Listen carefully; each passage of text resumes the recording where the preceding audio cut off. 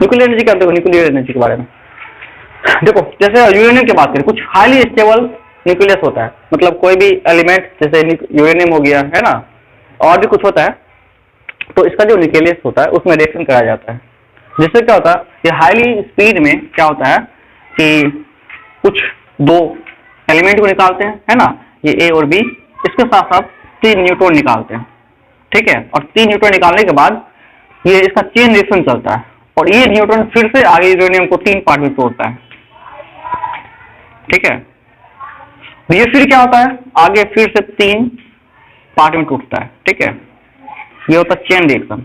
अब देखो तुम ये समझो, एक यूरेनियम से 3 बना, 3 से फिर 27 बनेगा, 27 से फिर 27 का क्यूब, इस टाइप से बनता है। तो इसका हम ज्यादा देर तक नहीं यूज करते, थोड़ा देर यूज करते हैं, यूज करने के लिए बहुत ज्यादा हीट एनर्जी प्रोड्यूस करता है। तो ये जो हीट एनर्जी होता है, इससे हम क्या करते हैं, सोडियम को ये हीट करते हैं, ये सोडियम लगा होता है इसमें, है ना, इस कंटेनर में, यहाँ पे इसमें डाल देते हैं यूरेनियम का रड। इस यूरेनियम का रड से क्या होता है, ठीक है, ये पूरा कंटेनर हीट हो जाता है। इस हीट होने से क्या होता है, ये इससे क्या होता है, इस कंटेनर से सोडियम निकाल के यहाँ से इसको वाटर के टैंक में ले जाया जाता है, ऐसे। तो ये वाटर के टैंक में ऐसे घूम रहा है, यहाँ पे पंपिंग मोटर होता लगा हुआ, ये मोटर पंप करता है, ठीक है। अब क्या हो गया, यहाँ पे पूरा वाटर लगा हुआ है। अब ये वाटर में जैसे ही सोडियम का मतलब ये लिक्विड जाता है, सोडियम का मेल्टिंग पॉइंट बहुत ज्यादा होता है लगभग, वैसे एक्चुअली होता है, लेकिन वेपर होता है सोडियम का। तो सोडियम का वेपर जो होता है ये बहुत ही मतलब ज्यादा टेम्परेचर पे होता है, और जैसे वाटर में जाता है तो वाटर क्या होता है, बॉइलिंग होने लगता है, वाटर बन जाता है वेपर में। और ये वाटर का जो वेपर होता है ना, ये बहुत ही हाईली पावरफुल होता है। इसको डाला जाता है किस पे, टरबाइन पे, किसी मोटर के टरबाइन पे, है ना। अब इसे टरबाइन घूमता है, जिसे इलेक्ट्रिक एनर्जी हमको देता है। फिर ये वाटर को कंजर्व करके इस टैंक में डाल दिया जाता है, तो वाटर भी वेस्ट नहीं होता है। तो ये कंटिन्यूअस प्रोसेस चलते आता है। वैसे इसको तुम 10th और डिटेल में पढ़ोगे, लेकिन अभी ये समझ लो कि न्यूक्लियर एनर्जी क्या होता है, किसी भी हैवी आइटम जो होता है जिसका न्यूक्लियस अनस्टेबल होता है, उससे जो एनर्जी निकलता है, ठीक है, वो होता है न्यूक्लियर एनर्जी। किसी को डाउट यहाँ तक में ज्यादा से बड़ा पूछ सकते हो, कोई दिक्कत नहीं। मतलब क्या हुआ कि जैसे कोई आदमी है ना, मान लो ये सर पे कुछ लेके जा रहा है, फोर्स ऊपर लग रहा है, फोर्स मतलब हाँ फोर्स ये आदमी ऊपर लगा रहा है, लेकिन ग्रेविटी से नीचे लगा रहा है, mg नीचे लग रहा है, चल आदमी इधर है, दोनों के बीच में एंगल कितना हो गया 90। जब भी एंगल 90 होता है फोर्स वर्क कितना होता है, 0 हो जाता है वो। तो ये लगाना है F cos theta, cos 90, cos 90 का वैल्यू ही 0 होता है, तो एफ का कोई मतलब ही नहीं बना, बराबर 0 हो गया। तो इसीलिए जो आदमी सर पे कुछ लेके चलता है तो वो वर्क कितना करता है, 0, है ना।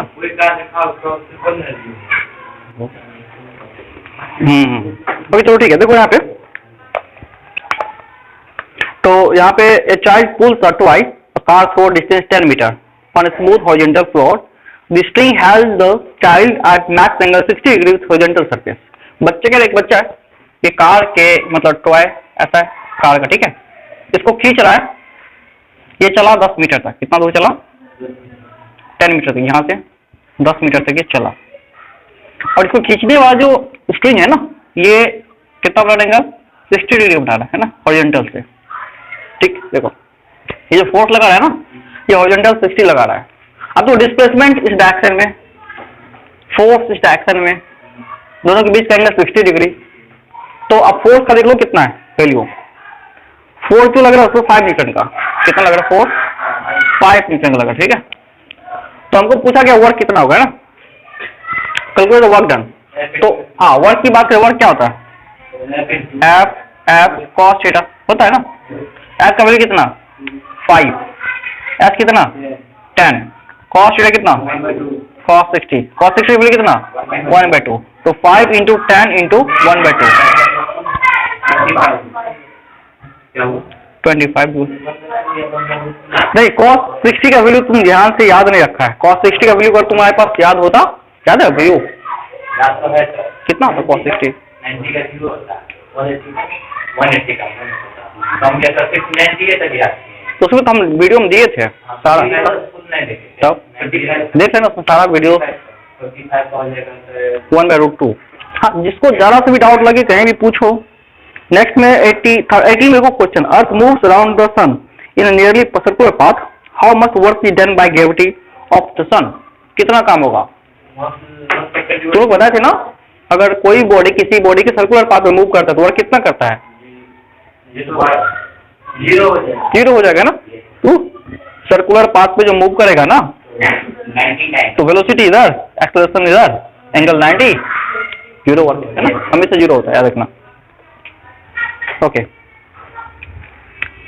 ए light and a heavy body have equal kinetic energy which has large moment. Okay, एक लाइट बॉडी है, एक हेवी बॉडी है, दोनों का काइनेटिक एनर्जी इक्वल है, तो बताओ दोनों में मोमेंटम किस में ज्यादा होगा? दोनों का काइनेटिक एनर्जी, ये चीज, ये अच्छा सवाल है। देखो इसको मिटा दे हम, एक लाइट बॉडी और एक हैवी बॉडी, मतलब क्या होगा? देखो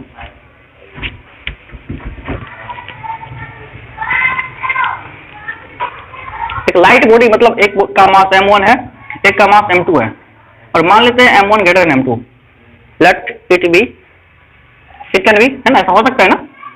दोनों का काइनेटिक एनर्जी सेम है, तो K of first equal to K of second equal है। मोमेंटम का फॉर्मूला बताओ क्या होता है काइनेटिक एनर्जी के फॉर्मेट में?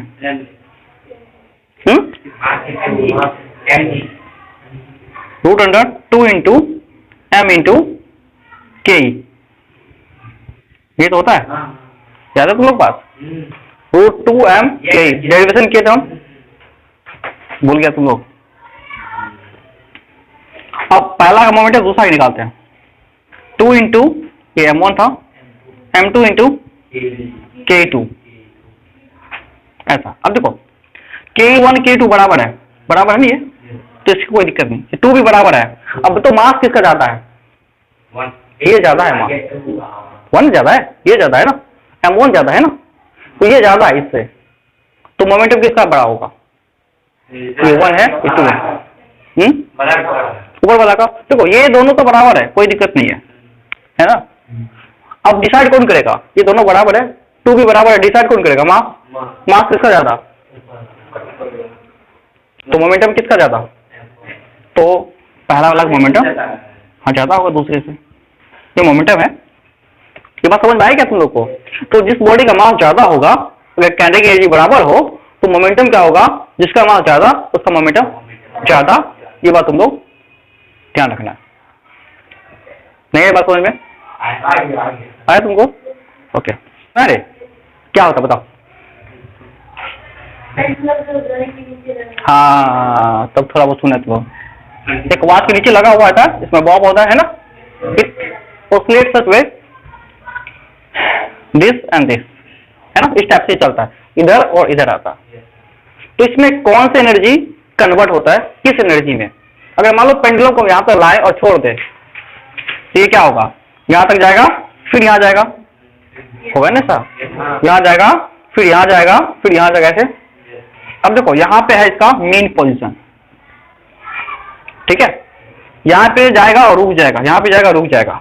तो तुम लोग कल बताए थे इससे पहले कि जब बॉडी ऊपर की ओर चल रहा है, इसका वेलोसिटी धीरे धीरे डिक्रीज हो रहा है, लेकिन इसमें इसका हाइट धीरे धीरे बढ़ रहा है।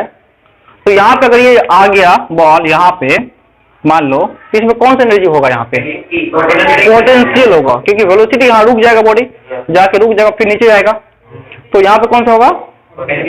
गुड, तो यहाँ पे पोटेंशियल एनर्जी बॉडी में होगा। अब फिर धीरे धीरे धीरे धीरे यहाँ पे देखो हाइट क्या हो गया? यहाँ पे कौन सा एनर्जी होगा? काइनेटिक एनर्जी होगा, यहाँ पे सिर्फ काइनेटिक बचेगा, और फिर यहाँ आने पे पोटेंशियल हो जाएगा। तो यहाँ पे पोटेंशियल काइनेटिक में चेंज होता है और काइनेटिक पोटेंशियल में। तो सिंपल पेंडुलम के बारे में अगर तुमसे पूछा जाए कि किस एनर्जी को ये किस एनर्जी में चेंज कर रहा है, तो तुम क्या बताओगे? पोटेंशियल से काइनेटिक, काइनेटिक से पोटेंशियल। नीचे अब जरूरत है ज्यादा कुछ बताने का इसके बारे में, ठीक है? नहीं है तो बहुत कुछ है, चलिए तो टाइम पीरियड क्या होता है? किसी पेंडुलम का अगर टाइम पीरियड पूछा जाए तो T इक्वल टू होता है 2 पाई रूट अंडर L अपन जी, है ना, ये होता है। L हो गया तुम्हारा लेंथ ऑफ पेंडुलम, ठीक है। G हो गया ग्रेविटेशन ड्यू टू एक्सेलरेशन, है ना, ग्रेविटी ड्यू टू एक्सेलरेशन, ये पता है G के बारे में तुम लोग क्या होता है जी? Acceleration due to gravity, acceleration due to gravity, हाँ हाँ, इसका वैल्यू होता है 9.8 मीटर पर सेकेंड स्क्वायर। अच्छा, इसका वैल्यू सबसे पहले किसने निकाला था? जी का वैल्यू किस साइंटिस्ट ने निकाला था? 9.8 metre per second square. Cavendish नाम का एक साइंटिस्ट था, तो आप नोट कर लो, कैवेंडिश। ये साइंटिस्ट ने सबसे पहले जी का वैल्यू डिटरमाइन किया था लेबोरेटरी में ना। ओके, तो आगे हम बाद में इसके बारे में पढ़ेंगे। 2.2 लेवल जी, ये टाइम पीरियड होता है। टाइम पीरियड मतलब क्या? टाइम पीरियड तुम समझते हो क्या होता है? कितना, हाँ, time taken to complete one oscillation, ठीक है। तो एक ऑसिलेशन करने में इसको कितना टाइम लगा, that will be time period. And the inverse of time period that is frequency. Frequency means what? Number of oscillation taken in 1 second. एक सेकंड में कितना ऑसिलेशन गया, दैट इज फ्रीक्वेंसी, ठीक है। और टाइम पीरियड क्या था? कितने टाइम में ये एक ऑसिलेशन कंप्लीट किया। एक ऑसिलेशन क्या, यहां से यहां तक गया, फिर यहां से यहां तक आया, दैट इज वन ऑसिलेशन। बात है समझ में? गुड। तो हम लोग थर्मल पावर जनरेशन समझते हो क्या? हीट एनर्जी से इलेक्ट्रिकल एनर्जी में कन्वर्ट होता है। हीट एनर्जी मतलब क्या हुआ? कोयला सब जला जाता है नीचे में, फिर वो कोयला क्या करता है? एनर्जी नहीं, कोयला क्या करता है? वाटर को हॉट करता है, वाटर का वेपर फिर टर्बाइन को घुमाता है, टर्बाइन से फिर इलेक्ट्रिकल एनर्जी बनता है। तो इनपुट क्या हुआ? Heat energy.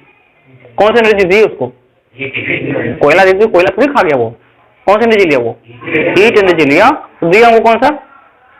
Electrical energy. तो थर्मल पावर प्लांट में कौन सी एनर्जी कन्वर्ट हुआ? थर्मल पावर प्लांट में कौन सी एनर्जी से कौन सी एनर्जी में ट्रांसफर हुआ? हीट से इलेक्ट्रिकल। हाँ, ये बात तुमको ध्यान देना। ओके,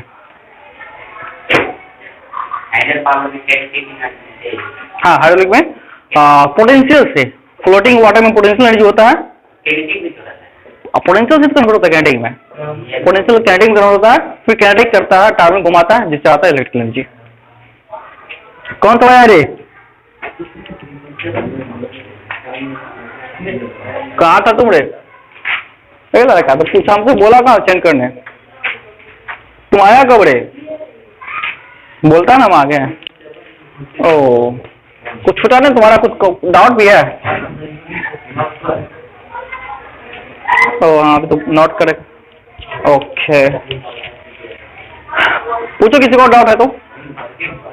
कल अच्छा क्या तुम ऑनलाइन में, मतलब कल ऑनलाइन था इसीलिए कंजर्वेशन पढ़ाते हैं ना, तो कल अगर इम्पोर्टेंट चीज था, कल छोड़ जाता तो दिक्कत होता।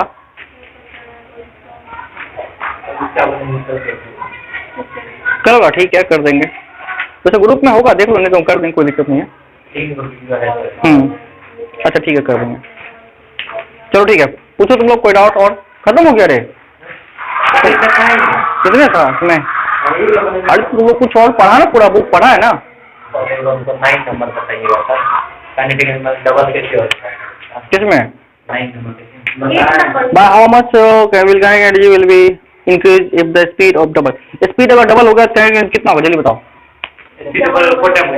तो half M B square, B square, B 2 हो गया था, बी का स्क्वायर 2 हो गया, 2 का स्क्वायर 4, वही ना, हाफ एम बी स्क्वायर। बता दो कुछ, देखो क्या होता है, हाफ एम बी स्क्वायर होता है ना। अब देखो ये बात, ये पहले था के है ना, अब देखो ये दुगुना हो गया, बी कितना था 2b हो गया, तो देखो 1/2 एम बी की जगह कितना लेंगे 2b का स्क्वायर करो, कितना हो गया 1/2 एम 2 का स्क्वायर कितना 4 बी स्क्वायर आएगा। इसका वैल्यू कितना है के ही है, तो 4 × के, देखो कितना गुना हो गया 4 गुना, 4 गुना हुआ, डबल कहाँ हुआ। वेलोसिटी अगर 2 गुना हुआ तो काइनेटिक एनर्जी 4 गुना हो गया, ये याद रखना। तुमको कोई डाउट नहीं आया? क्या होगा बॉडी, बॉडी को हम ले जा इधर, ग्रेविटी की जगह को इधर, एंगल कितना 90, वर्क कितना 0, 26 नंबर, क्या नंबर बोली इसका रे क्वेश्चन को, 26 नंबर 27, 28, 20, 27, 27 देखो। Write the formula for work done by the body when the body moves an angle friction surface the frictionless surface। इसमें 27 क्या दे रखा देखो, किसी बॉडी को अगर हम किसी एंगल पे मूव कराते हैं तो क्या होता है? एफ एस कॉस थीटा होता है। ये तो होता है कुछ एंगल पे चले तो, अगर एंगल पे चले तो ये होता है, और एंगल पे नहीं चले तो सीधे एफ एस लगा दो। तो वो समझना पड़ेगा, लेकिन एंगल कितना हो रहा है वो तो समझना पड़ेगा, ठीक है। लेकिन एफ एस काम चलेगा, लेकिन कुछ एंगल पे चल रहा है तो एफ एस कॉस थीटा याद रखना हमेशा। वैसे एक्चुअली यही फॉर्मूला ही होता हुआ क्या, ठीक है। 28 में क्या है? How does kinetic energy of, अरे यही तो है तुम्हारा टीएमएस का, ये एस चंद का एनसीईआरटी का। अरे एनसीईआरटी का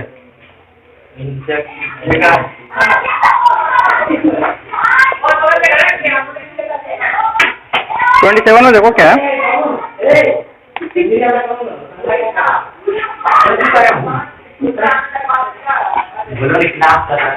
ओके, अच्छा देखो 27 क्वेश्चन देखा। What is work done by a man weighing 60 kg and carrying a box of 20 kg on his head and traveling a distance 10 meter, ठीक है। देखो in the vertical direction, पहली बात कह रहा है कि एक आदमी है, ठीक है, वर्टिकल डायरेक्शन चला, एक आदमी जो है ये वर्टिकल डायरेक्शन चला, ठीक है। कितना डिस्टेंस चला ये? 10 मीटर, ठीक है। और उसके बाद दे रखा इसका मास कितना आदमी का?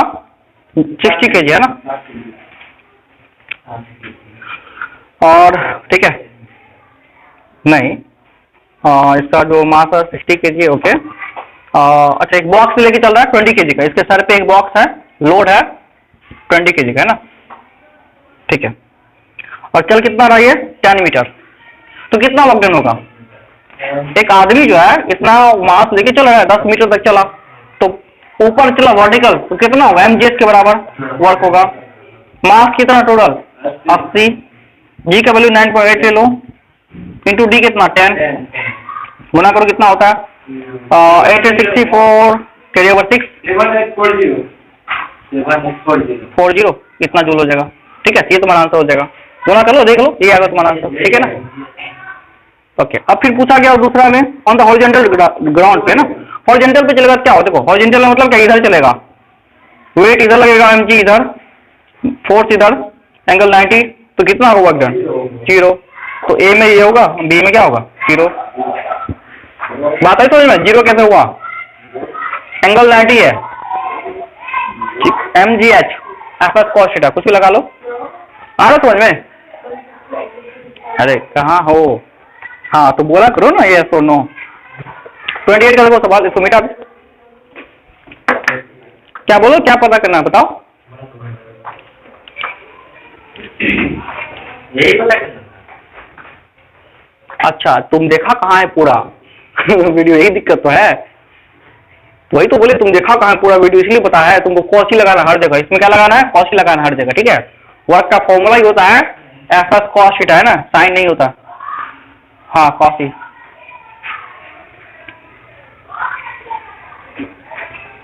हाँ उसमें हम निकालना था वो डिस्टेंस, है ना, इसीलिए। हाँ हाँ हाँ, वो डिस्टेंस निकाला था, दोनों पढ़ा है, साइन कोस दोनों पढ़ा है ना। हम तुम लोग को दोनों चीज पढ़ा दे, जहाँ तो जगह को यूज कर सकते हो। तो नहीं तो तुम कोस यूज करो ना, वो हम अपने लिए बना रहे थे, हम कुछ भी लगा सकते हैं ना, जो उस दिन पढ़ा देते ना, कोस साइन दोनों पढ़ा देते, इसलिए तुम कोस यूज करो ना, इसीलिए तुम लोग को हम पढ़ा देते ज्यादा, इसीलिए। मेरे को 28 में क्वेश्चन है मेरे पास, देखो body weighing 10 kg lifted 50 metre in 20 second, power क्या होता है? पावर को हम पावर इक्वल क्या होता है? वर्क अपॉन टाइम, वही तो बोले power work upon time, work क्या होगा? अब इसमें क्या लगा कि 10 kg लेके गया 50 मीटर तक, mgh लगा दो अपन टी, एम कितना, मास कितना आदमी को बताओ? 10 kg, कहाँ तक गया? 9.8 ले लो जी को, कितना है? 50 मीटर, कितना टाइम लिया? 20 सेकेंड। काटने आता है? 2 है रे, 20 सेकेंड है, राइट रखा 20 है रे, काटो कितना होता है तुम्हारा? 5, तो ये तुम्हारा आएगा 245 वाट। गुना करो तुम, हम तो आंसर देके बता दी तुमको, गुना करो तुम, है ना कैसे? ये 25 होगा, ठीक है, एक जो सिक्को करिए 25 होगा, 25 गुना 9.8 कर लो, आ जाएगा तुम्हारा आंसर, ठीक है। यहाँ तक उसके बाद देखो तुम्हारा 29 में 29 में देखो, two bodies of equal masses move with uniform velocity v equal to v and 3v respective, what is the ratio of their kinetic energy. देखो दो बॉडी है इक्वल मास का, पहला मास m1, इसका वेलोसिटी कितना है t, दूसरा बॉडी m1 मास का ही है, वेलोसिटी 3v, दोनों का काइनेटिक एनर्जी का रेशियो निकालना है। सबको आ रहा है समझ में जो बोल रहे हैं, सबको आ रहा है ना?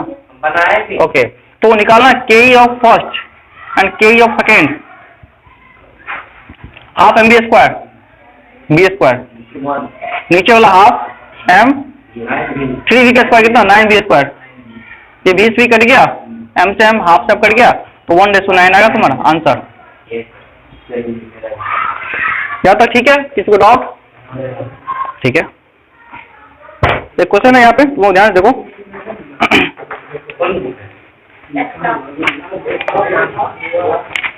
देखो क्वेश्चन तो लोग ध्यान से देखो, इस क्वेश्चन को हम रीड कर रहे हैं।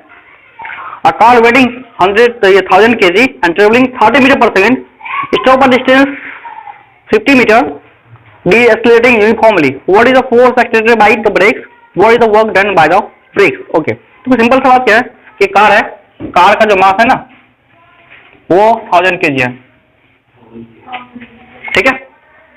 फिर क्या हो रहा है कि इसका जो स्पीड है ना, वेलोसिटी, ये चल रहा था 30 मीटर पर सेकेंड से।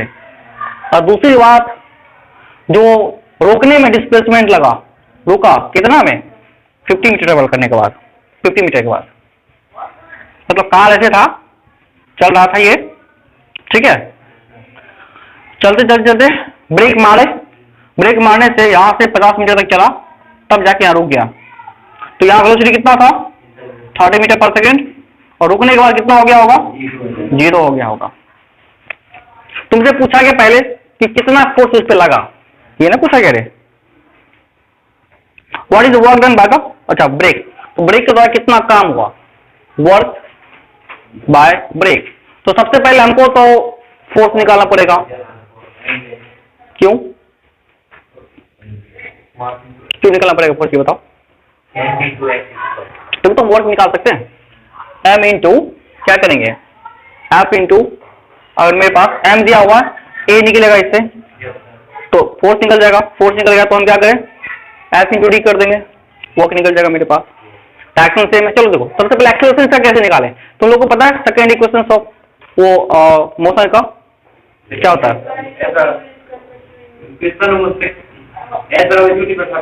तो लगेगा यहाँ पे डिस्प्लेसमेंट दे रखा है, दे रखा है 50 मीटर, तो तुम लोग बताओ कौन सा लगेगा इसमें से, ये मान लो u है, ओके, तो u f d निकालना है, तो क्या होगा v square equal to u square plus 2s, ये लग गया। v का वैल्यू बताओ 0, u का स्क्वायर 900, 2 इंटू a कितना आई डोंट नो, s कितना 50, इसको इधर कर लो, 900 divided by 100 equal to minus का ये, ऐसा होगा क्या, a इक्वल टू ये आएगा, इधर माइनस आएगा ना, तो देयरफॉर ये कितना होगा 9 metre per second square, acceleration आ गया। अगर ये a आ रहा तुम्हारा तो इससे निकाल सकते हो तुम फोर्स, -9 होगा, हाँ माइनस नहीं है, तो फोर्स कितना होगा m इंटू ए, m कितना 1000, a कितना -9, कितना हो गया 9000 न्यूटन। तो फोर्स निकल गया, डिस्प्लेसमेंट कितना 50 है, तो वर्क कितना होगा F into D, cos theta दोनों सेम डायरेक्शन में, एंगल 0, ओके, तो 9000 इंटू 50 कितना होगा 45 पे 3 0 4 0, इतना जीरो हो गया तुम्हारा वर्क। अब वर्क निगेटिव में होता है क्या, इतना वर्क होगा, ये होगा तुम्हारा आंसर। या ऐसे भी कह सकते हो, आप इसको एक्सटेंडेड फॉर्म कैसे लिखना है, तो 4.5, तो एक्सटेंडेड फॉर्म लिखने के लिए एक डिजिट होना चाहिए, है ना, बाकी सब आप पॉइंट बैठा दो, और कितना पॉइंट बैठा है वो गिन लो, 1 2 3 4 5, तो 10⁵ joule, that is the answer. ये तो 8th क्लास की जस्ट स्टैंडर्ड फॉर्म में कैसे करते हैं, तुम लोग पढ़े हो नहीं क्लास रे, 18 एग्जाम्पल दो। देखो क्या रखा क्या कि क्वेश्चन देखो तुम लोग, ठीक है, एक टीएमएच का सवाल है, देखो कोली है takes 1 minute to write a box of mass m through a height 2 meter. Coolie है ना, ये क्या करता है, यहाँ ध्यान देना तुम लोग, ये 1 मिनट लेता है, ठीक है, टाइम। कितना मास राइट करने के लिए, मास इसका है बॉक्स का, ठीक है, और ये टाइम लेता है 1 मिनट, और हाइट कितना उठाता है, 2 मीटर, ठीक। अब कह रहा है कि एंगुलर फुली बी जो है ना, ये टाइम लेता है 30 सेकेंड, ठीक है, सेम काम करने के लिए, ठीक है। मतलब क्या हुआ, इसका मास भी क्या, m, और हाइट कितना है, 2 मीटर, ठीक है। तो अब पूछा क्या गया तुम क्वेश्चन में कि which one has greater power and which one uses greater energy। अब पूछा क्या गया है कि दोनों में से किसके पास ज्यादा पावर है, और दूसरी बात, दोनों में कौन ज्यादा एनर्जी को कंज्यूम कर रहा है, एनर्जी कौन ज्यादा कंज्यूम कर रहा है, ठीक है। तो क्या करें बताओ, W/T। हमको पहले का पावर निकालना है, पावर पहला कितना कर रहा है वो हमको निकालना है, W/T। तो W/T, W क्या होता है, mgh अपन T। तो m कितना है, मास m है, g कितना है 10 लेते हैं, h कितना है 2 बाई टाइम 1 मिनट मतलब 7 सेकेंड, ऐसा हुआ, कटेगा ये, ओके। कितना हुआ है 2m/6, मतलब कह सकते हो 1/3m, 3m, 1/3m इसका पहला पावर है। P2 निकालो दूसरा पावर, mgh/T लगाए 2/3, ओके। तो क्या होगा मेरे पास ये m इंटू 2 इंटू 10/3 30, ऐसा होगा ना, 30 सेकेंड है, कट जाएगा ये, तो 2m/3, मतलब दोनों में से बड़ा कौन, ये बड़ा, P2 बड़ा, तो दोनों, अरे 1/3 बड़ा है कि 2/3 बड़ा है, बुद्धि का भी यूज करो कभी कभी। तो P1 लेस देन P2 हो गया, मतलब P2 बड़ा हो गया, बात हो जाए ना। तो दूसरा वाला पावर बड़ा है, कूली बी का पावर बड़ा है, बात समझ रहे हो। अब दोनों में से ज्यादा काम कौन किया ये बताओ,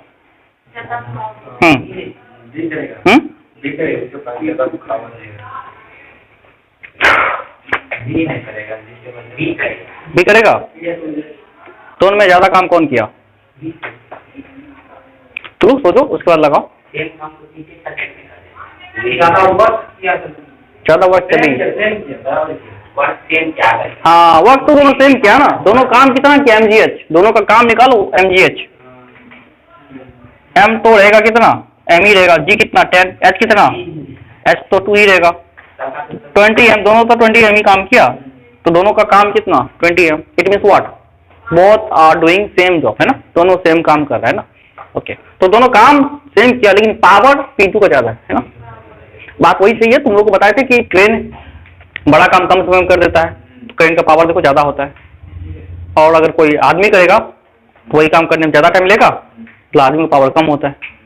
चलो ठीक है, तो नेक्स्ट आपका डाउट इसमें है, देखो एक पेंडुलम है, क्वेश्चन दे रहे, एक पेंडुलम है, इसको उठाया गया यहां से यहां तक 10 सेंटीमीटर है, ठीक है, 10 सेंटीमीटर ऊंचा, ठीक है।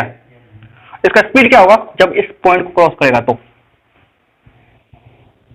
What is the v when it is crossing this point,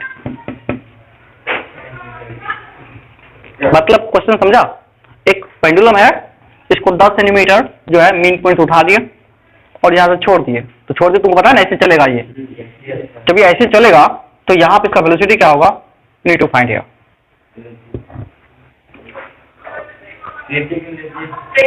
question समझ में आया तुम लोग को, हाँ तो वेलोसिटी निकालना है, तुम लोग पास 2 मिनट टाइम है, निकालो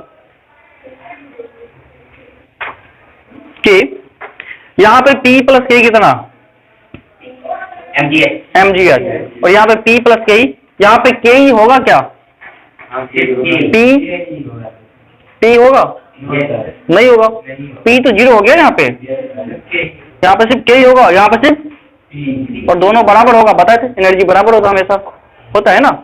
तो यहाँ लगाओ half m b² equal to mgh, ये तो होगा ना, यहाँ का जो T था वो यहाँ पे K में कन्वर्ट हो जाएगा, तो क्या करेगा एम से एम कैंसिल, ओके, और ये 2 उधर चला जाएगा, तो V स्क्वायर इक्वल कितना 2GH कर लो, 2 इंटू जी का वैल्यू 10 रख लो, H कितना 10, H 10 नहीं है 10/100 है ना रे, क्योंकि सेंटीमीटर में ना, सो मीटर बनाओ, पता था ना यूनिट लेने के लिए, तो B स्क्वायर कितना 2, B कितना √2, √2 का वैल्यू कितना 1.414 मीटर पर सेकेंड, तो 4 तक रखो, तो वेलोसिटी आया।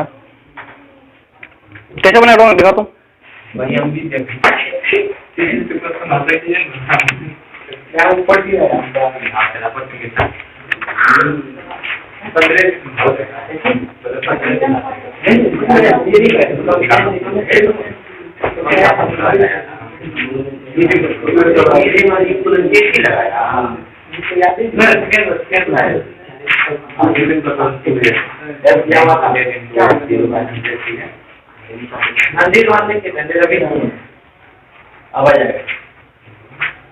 अच्छा क्वेश्चन और बात वो एक इंक्लाइन प्लेन है ऐसा, इस पे एक बॉक्स दे रखा है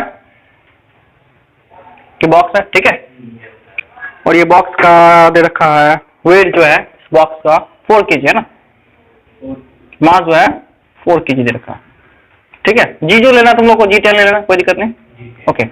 ये एंगल 30 डिग्री है, ठीक है, तुमको बताना क्या है, यहाँ से ये आया नीचे कितना डिग्री, ये यहाँ से आया 2 मीटर नीचे है ना, ये यहाँ से आगे नीचे 2 मीटर डिस्टेंस है, कितना है 2 मीटर, तो यहाँ से नीचे आने कितना वर्क करेगा ये बताना तुमको।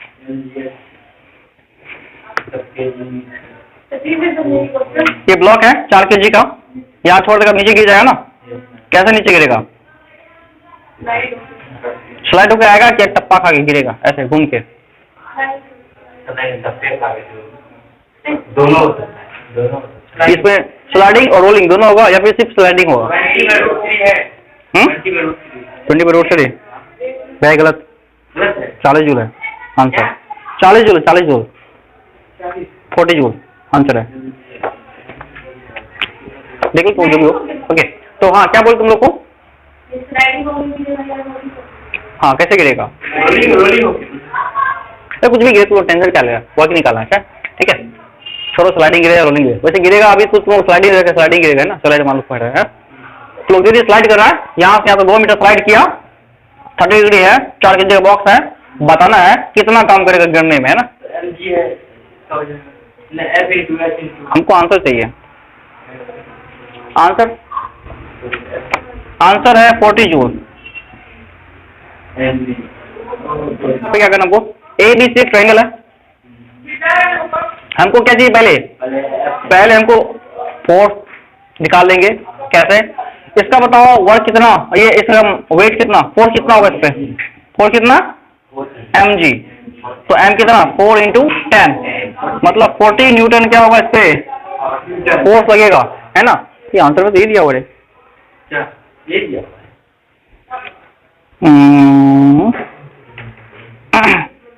2 मीटर स्लाइड हुआ, ओके, हाँ 2 मीटर भी स्लाइड हुआ था, ओके, चलो ये देख लेता हूँ, अब हाँ 40 जूल था आंसर में, ओके, तो ये 40 न्यूटन हो गया।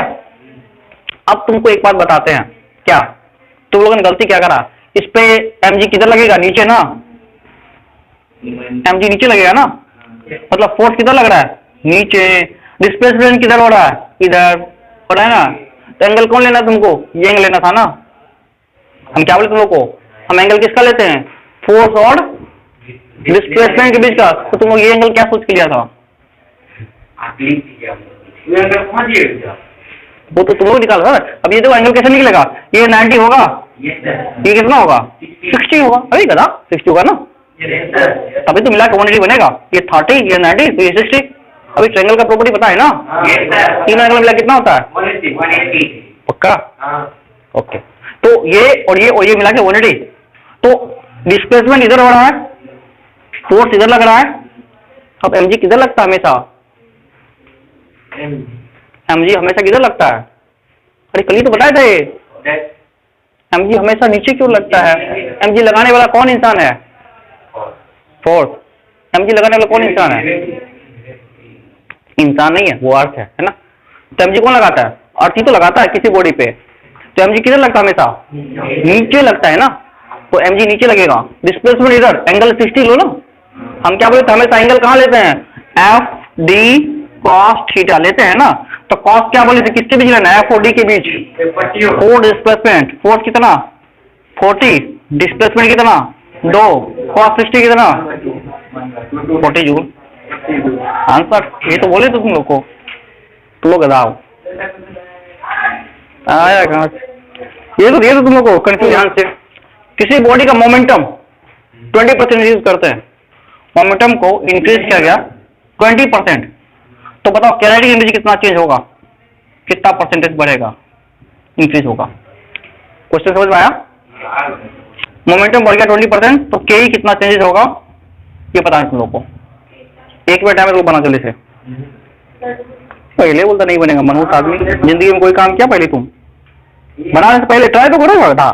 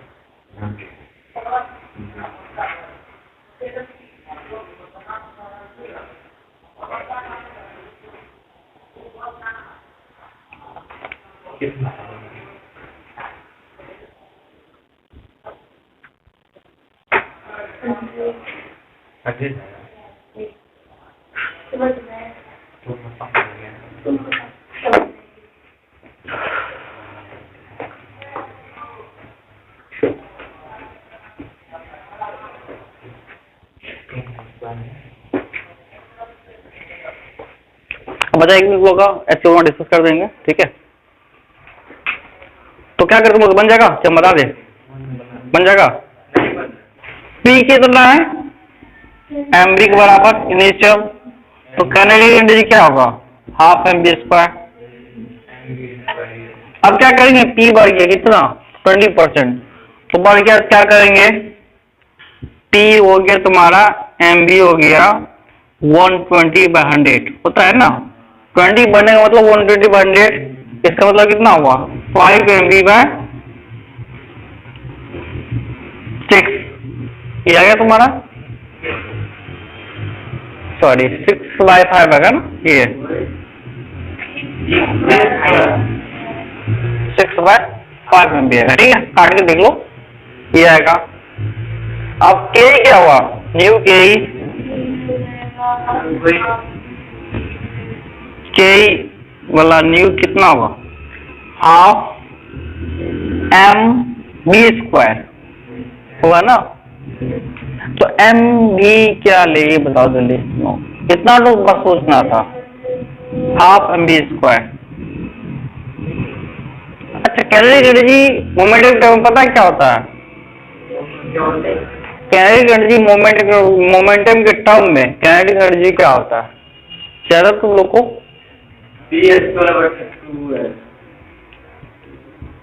2m, सही बोला तुम। ये तो होता है ना। तो इसका काइनेटिक एनर्जी कितना होता है बताओ स्टार्टिंग में? 2mv² था। अब ये तो कितना आ गया? या फिर काइनेटिक एनर्जी अगर मोमेंटम टर्म लिखे तो क्या था? मोमेंटम टर्म क्या था? p²/2m ये था। अब इसके जगह हम ये वैल्यू पुट करेंगे, तो मोमेंटम का स्क्वायर कितना हो गया तुम्हारा? 36/25 m²v²/2m, ठीक है? तो लिख सकते हो, कोई दिक्कत नहीं, लिखो तो होगा यहाँ पे। तो ये तुम m से m करना है तो काट सकते, कोई दिक्कत नहीं। तो क्या हो तुम्हारा ये 1/2 इंटू, काटो मत इसको भी, 36/25 MV²। ऐसा होगा ना? पहले कितना था? हाफ MV² था। अब ये हो गया, कितना का चेंज हो निकाल लो। बात समझ रहे हो? पहले ये था, बाद में इतना हो गया, कितना चेंज हुआ? चेंज निकाला तुम, चेंज हो गया तुम्हारे 36/25 into half MV² minus half MV², sorry MV इसको ऊपर लिखना था। ठीक है, तो हाफ MV² दोनों में कॉमन ले लो। 36/25 माइनस 1/2, हाँ ये 1 कितना हो जाएगा? 36/25 माइनस का 1 कितना होगा? 36 में 25 का कितना? 11/25, ये हो गया। ओके, अब इंटू 1/2 MV², ये आएगा। परसेंटेज चेंज कितना हुआ? Change into 100, 11/25 into 1/2 MV²। अपन ओरिजिनल कितना था? Half MV² into 100, percentage change लगाते हैं तो कट जाएगा तुम्हारा ये 11/25 से 4, 11 गुना 4 44%, है ना? अब जिसको आ गया समझ में ठीक है, नहीं आया तो कल ट्राई करना।